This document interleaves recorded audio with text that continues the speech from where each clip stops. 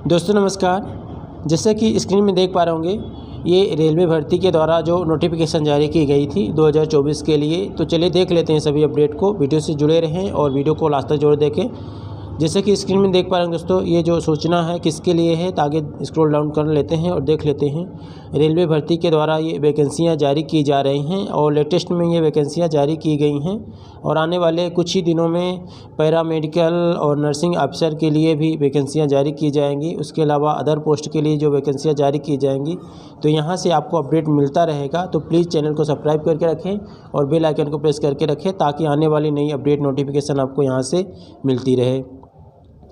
तो scroll down करने के बाद दोस्तों आप यहाँ पे देख पाएंगे ये जो वैकेंसी है, तो यहाँ पे जैसा कि आप देखेंगे टेक्नीशियन की भर्ती है जारी की गई है और इसका जो एप्लीकेशन डेट है ओपन हो रखा है। आप लोगों ने देख लिया होगा। जिन दोस्तों ने नहीं देखा है तो आप यहाँ पे देख पा रहे होंगे। आवेदन प्रारंभ करने की जो तिथि है वो 9/3/2024 रखी गई थी और 8/4/2024 तक यहाँ पे आप लोग अप्लाई कर पाएंगे रात के 12 बजे तक। संशोधन यदि करना चाहते हैं 4/2024 से लेके 18/4/2024 तक कर सकते हैं, जिसके लिए यहाँ पे भुगतान संबंधी नियम बनाए गए हैं। तो इसको आपको देखना रहेगा सारी जानकारी को। आगे आएंगे दोस्तों तो यहाँ पे 2 तरह की वैकेंसियाँ जारी की गई हैं, जो कि टेक्नीशियन ग्रेड फर्स्ट सिग्नल के लिए है। जो लेवल 5 जो रहेगा यहाँ पे 29,200 रुपये वेतन रखा गया है, जो कि प्रारंभिक शुरुआती वेतन रखा गया है। और B1 में ये जो मानक चिकित्सा कहलाएगी और उम्र जो रखी गई दोस्तों, तो यहाँ पे 18 साल से लेके 36 वर्ष तक रखी गई है। और यहाँ पे जो आपकी जो नंबर ऑफ पोस्ट की बात करें तो यहाँ पे देख पाएंगे आप लोग 1092 पोस्ट यहाँ पे रखी गई है। इसके अलावा सेकंड वैकेंसी जो है टेक्नीशियन ग्रेड 3 के लिए है। ये स्तर 2 में रहने वाला है, लेवल 2 रहेगा। और यहाँ पे जो सैलरी रखी गई है 19,900 रखी गई है और इसमें जो चिकित्सा मानक रखा गया है तो बताया है अनुलग्नक ए देखें। और एज जो इसमें रखी गई है तो 18 साल से लेकर 33 वर्ष रखी गई है। और यहाँ पे दोस्तों वैकेंसी अच्छी है, 8,052 पोस्ट यहाँ पे जारी की गई है। टोटल जो पोस्ट आप देखें 9,144 पोस्ट रखी गई है। इसके बाद स्क्रॉल डाउन करने के बाद दोस्तों आप यहाँ पे पढ़ पाएंगे सभी अपडेट को। सारी जानकारी इसके अंतर्गत बताई गई है, तो आप लोग यहाँ पे देख पा रहे होंगे। और जो नियम बताए गए हैं इसको आपको पढ़ना रहेगा अच्छे से अप्लाई करने से पहले। और जो आपकी आयु की गणना की जाएगी तो 1/7/2024 से की जाएगी। और टेक्नीशियन ग्रेड फर्स्ट सिग्नल के लिए जो उम्र रखी गई है तो ये यहाँ पे 18 से 36 वर्ष से बता दी गई है। आप लोगों ने देख लिया ही होगा पहले से। आगे दोस्तों स्क्रॉल डाउन करने के बाद आगे आप देखेंगे यहाँ पे और जो नियम बताए गए हैं और नंबर आप पेज देख पा रहे होंगे स्क्रीन में। 2 से लेके 51 पेज का ये PDF जारी किया गया है, जिसमें सारी जानकारी जारी की गई हैं। तो आप लोग यहाँ पे पढ़ पाएंगे। सामान्य जो निर्देश दिए गए हैं, भर्ती प्रक्रिया से सभी चरण और प्रवेश की अंतिम होगा, बशर्ते उम्मीदवार सभी निर्धारित पात्रता शर्तें को पूरा करता हो। तो दोस्तों यहाँ पे जो नियम बताए गए हैं इसको आपको अच्छे से पढ़ना है अप्लाई करने से पहले, ताकि कोई मिस्टेक ना हो आप लोगों के साथ में। और दोस्तों यहाँ पे जो पोस्टिंग वाला नियम दिया गया है आप लोग इस जगह में देख पाएंगे। आपको मैं लाइन से दिखा देता हूँ हो करके, इस जगह में देख पाएंगे। पोस्टिंग में जो बताया है कि आमतौर पर रेलवे कर्मचारी को पूरी सेवा के दौरान रेलवे या रेलवे प्रतिष्ठान में नियोजित किया जाएगा, जिसमें पहली नियुक्ति पर तैनात किया गया है। उसके पास में अन्य रेलवे या किसी अन्य प्रतिष्ठान में स्थानांतरण के अधिकार के रूप में कोई दावा नहीं होगा। हालांकि एक सक्षम प्राधिकारी सेवा की आवश्यकताओं में रेलवे कर्मचारी को किसी अन्य विभाग या रेलवे प्रतिष्ठान में स्थानांतरित कर सकता है, जिसमें भारत के अंदर या बाहर की परियोजना शामिल है, जब तक नवनियुक्त उम्मीदवार कम से कम 5 से 10 वर्ष। अब दोस्तों यहाँ पे आप लोग देख पाएंगे जो ये नियम बताया है 5 से 10 वर्ष तक की जो आपकी सेवा है पूरी नहीं कर लेते हैं तब तक स्थानांतरण नहीं किया जाएगा, जैसे कि यहाँ पे बता दिया गया है। और आगे नेक्स्ट पॉइंट में दोस्तों बताया है निःशुल्क ट्रेन यात्रा सुविधा। SC ST उम्मीदवारों को अनुरोध के लिए स्वीकार निःशुल्क स्लीपर क्लास रेलवे पास चयन के विभिन्न चरणों अर्थात CVT, CVT, DB मेडिकल परीक्षा जैसा लागू हो, उसके लिए ऑनलाइन आवेदन में दिए गए विवरण में वैध जाति प्रमाण पत्र के अनुसार उनके कॉल लेटर के साथ प्रदान किया जाएगा। ट्रेन आरक्षण बुक करते समय और यात्रा करते समय उम्मीदवार की वास्तविकता के सत्यापन के लिए मूल SC ST समुदाय प्रमाण पत्र संबंधित अधिकृत रेलवे कर्मचारी को दिखाना होगा। इस मुक्त यात्रा सुविधा के लिए किसी भी उपयोग चयन प्रक्रिया के किसी भी चरण में उम्मीदवार को अस्वीकार कर दिया जाएगा। नेक्स्ट पॉइंट में दोस्तों बताया है उम्मीदवारों के लिए हेल्पलाइन के आवेदन जमा करने से संबंधित किसी भी प्रश्न के लिए प्रातः 10 बजे से 5 बजे तक कार्य दिवसों में जो ईमेल आईडी दी गई है और फ़ोन नंबर दिया गया है, आप लोग यहाँ पे देख पा रहे होंगे। इस फ़ोन नंबर में आप लोग बात कर सकते हैं 10 बजे से लेकर 5 बजे तक। और ये जो पोस्ट है दोस्तों तकनीशियन के लिए जारी की गई है। मेडिकल फिटनेस संबंधी जो मानक दिए गए हैं आप लोग यहाँ पे पढ़ पाएंगे, सभी की जानकारी दी गई है।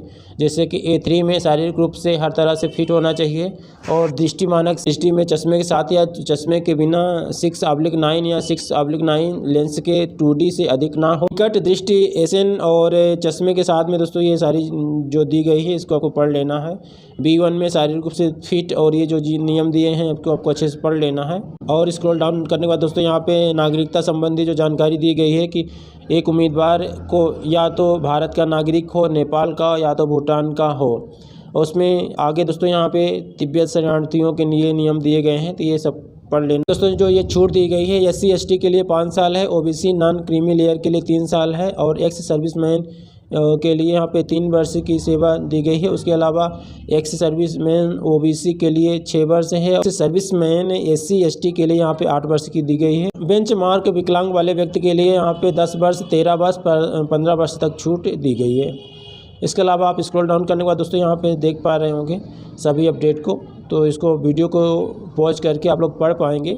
स्क्रॉल डाउन के साथ चलता हूँ तो वीडियो से जुड़े रहें और जो दोस्त नए जुड़े हैं तो प्लीज़ चैनल को सब्सक्राइब करके रखें और बेल आइकन को प्रेस करके रखें ताकि आने वाली नई अपडेट नोटिफिकेशन आपको यहाँ से मिलती रहे। महत्वपूर्ण जो निर्देश दिए गए हैं दोस्तों, जैसे कि उम्मीदवारों को ध्यान देना चाहिए कि उनके आवेदन में भरी गई जन्म तिथि वही होनी चाहिए जो उनके मैट्रिकुलेशन में के जो डॉक्यूमेंट है, जो 10th का आपका डॉक्यूमेंट होता है उसी के अनुसार होना चाहिए। शैक्षणिक योग्यता जो दिए गए हैं तो आप लोग यहाँ पे देख पाएंगे शैक्षणिक योग्यता संबंधी जो बताए गए हैं जानकारी, इसको आपको पढ़ लेना है अच्छे से। और यहाँ पे जो आपका शुल्क फीस रखी गई है 500 और 250 रुपये रखी गई है कैटेगरी वाइज में। शुल्क भुगतान के जो तरीके हैं आप लोग इंटरनेट के माध्यम से, डेबिट कार्ड, क्रेडिट कार्ड के माध्यम से कर पाएंगे। उसके अलावा MP ऑनलाइन के माध्यम से या तो जिस भी ऑनलाइन के माध्यम से आप लोग साइबर कैफे से अप्लाई करते हैं वहाँ से भी आप लोग फॉर्म फिलअप कर पाएंगे और वहाँ पेमेंट दे पाएंगे। इसके बाद दोस्तों स्क्रॉल डाउन करने के बाद नीचे आप आएंगे तो और देख लेते हैं कुछ जो अपडेट है नोटिफिकेशन से जुड़े रहें और प्लीज़ चैनल को सब्सक्राइब करके जरूर रख लें। बार बार रिक्वेस्ट करता है दोस्तों ताकि आने वाली नई अपडेट नोटिफिकेशन मिलती रहे और आपके एक लाइक सब्सक्राइब से हमको भी वीडियो बनाने में अच्छा मिलता है दोस्तों। अब यहाँ पे वर्तमान नियोक्ता से अनापत्ति NOC के लिए जो नियम बताए गए हैं इसको भी आपको अच्छे से पढ़ लेना है।